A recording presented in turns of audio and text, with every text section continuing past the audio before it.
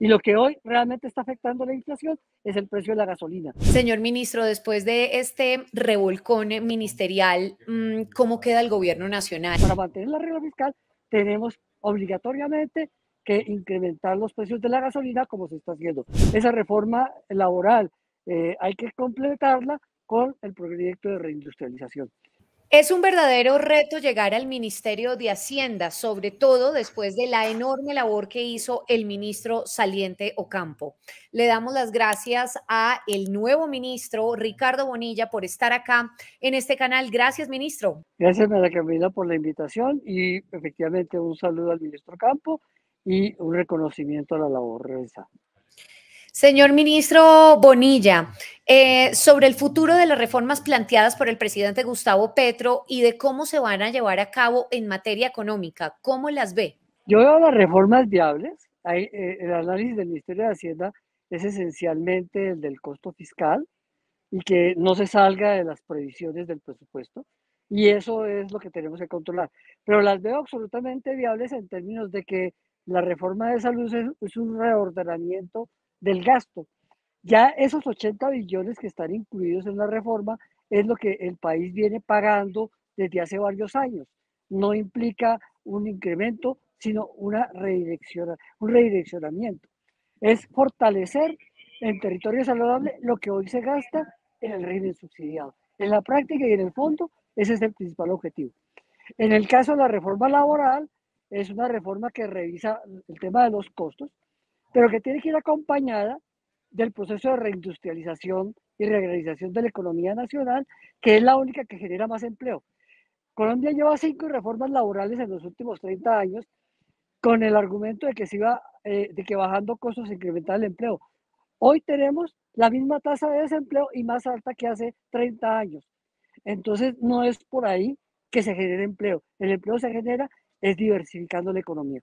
Y para eso necesitamos el apoyo de la inversión nacional y la inversión externa. Esa reforma laboral hay que completarla con el proyecto de reindustrialización.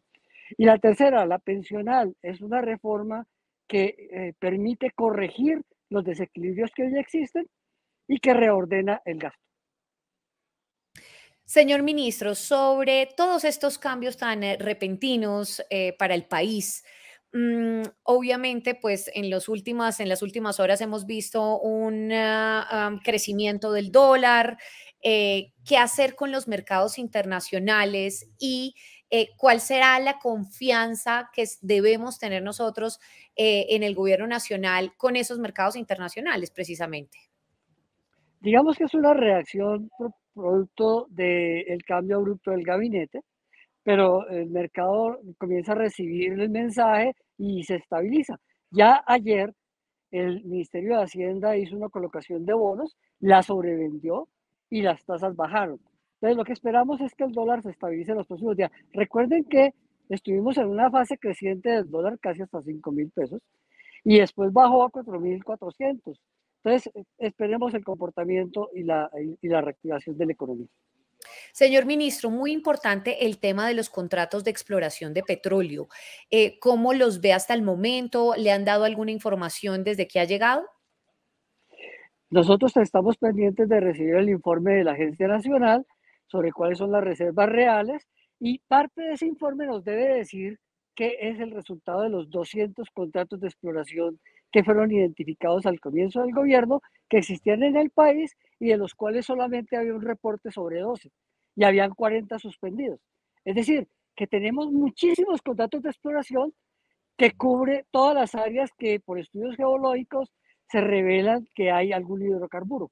Entonces, esperamos este resultado para saber realmente qué es lo que hay y si de esos contratos de exploración han cumplido su objetivo o no, antes de pensar en si alguien está pidiendo un contrato nuevo. Y si alguien está pidiendo un contrato de exploración nuevo, que nos diga dónde y qué estudio geológico lo está apoyando.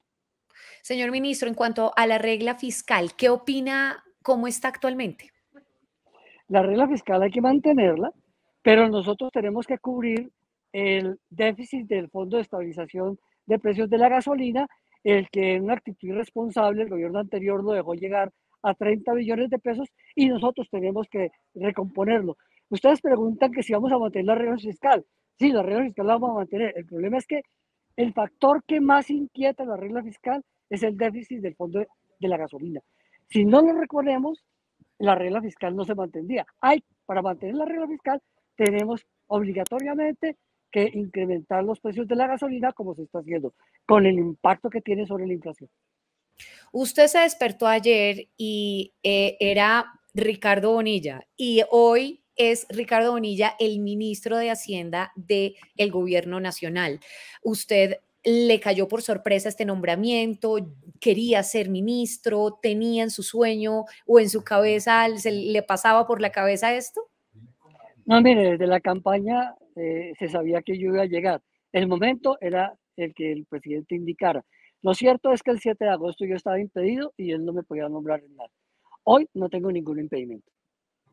Señor ministro, después de este revolcón ministerial, ¿cómo queda el gobierno nacional? Realmente hay mucha incertidumbre, la gente dice, bueno, salieron algunos ministros buenos, entran otros. ¿Cómo queda y cómo siente usted que queda el gobierno en este momento? Pues el presidente ha optado por una decisión heroica que es recomponer el gabinete y quitar el contacto con los partidos por medio del gabinete, pero eso implica que hay que volver a barajar las relaciones con los partidos políticos. Y eso es lo que empieza el día de hoy. Esa relación de contacto con los partidos políticos es la que hay que comenzar a examinar. Entonces, el gran interrogante es, ¿quiénes son los realmente representantes de los partidos? ¿Los jefes o las bancadas? Pero precisamente ahí voy, porque la relación entre la ministra, por ejemplo, Corcho, con el Congreso de la República no fue muy buena. ¿Cuál va a ser de ahora en adelante su papel en el Congreso de la República? El ministro de Salud ya planteó que se va a comunicar con todos los integrantes de la Comisión Séptima para mirar los puntos que están en desacuerdo sobre el proyecto y el avance que hoy tiene el Congreso. El, el mensaje del presidente a los nuevos miembros del gabinete fue: recompongan las relaciones, hablen con los congresistas, examinen cómo podemos llegar a acuerdos y quitemos esa expectativa o esa perspectiva de que el gobierno no conversa, el gobierno dialoga. Y el mensaje del presidente es: dialogue. Señor ministro, en cuanto a la inflación de este año, todo el mundo se está quejando que todo está muy caro. ¿Qué va a pasar con el bolsillo del colombiano, sobre todo en las personas que están viendo este video? ¿Cuál va a ser ese panorama este año?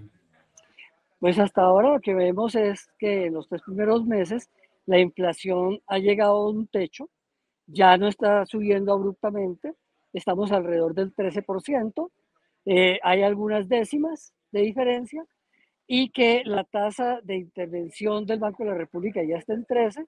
Esperamos que el banco contenga la perspectiva de alzas y el mensaje más importante es que la inflación de alimentos comenzó a bajar. En los 3 primeros meses ha mostrado esa tendencia y lo que hoy realmente está afectando la inflación es el precio de la gasolina. Pero ese precio de la gasolina tendría que seguir subiendo 2 años más si queremos responsablemente mantener la regla fiscal. Ministro, la última pregunta básicamente que le iba a hacer era la siguiente.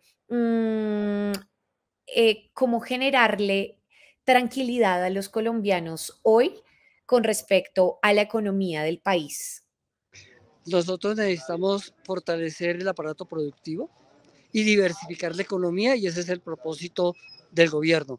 Esa diversificación de la economía significa que reindustrialicemos, volvamos a pensar en sectores que han sufrido dificultades en el pasado en Colombia, que fortalezcamos el aparato productivo en la agricultura, que solo ahí generamos empleo y generamos mayor crecimiento del Producto Interno Bruto.